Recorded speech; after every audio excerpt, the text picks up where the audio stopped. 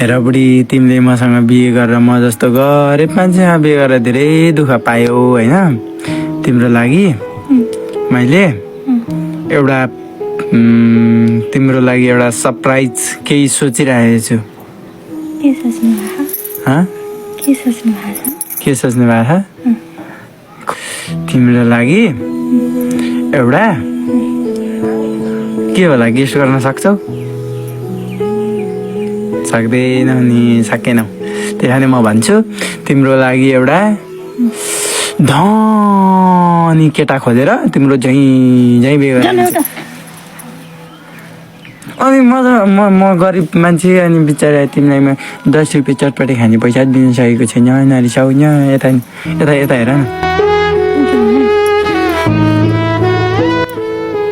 त्यसो भने म गरिबसँगै ठिक छौ त? तिमी खुसी, ह्याप्पी?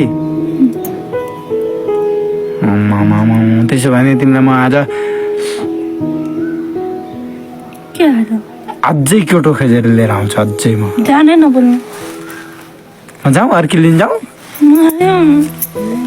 अर्की लिन जाउँ, साँच्चै जाउँ? ल्याउँदिन।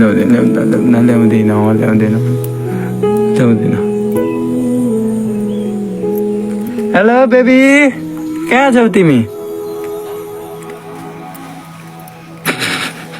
तिमीलाई भनेको। तिमीलाई नरौ।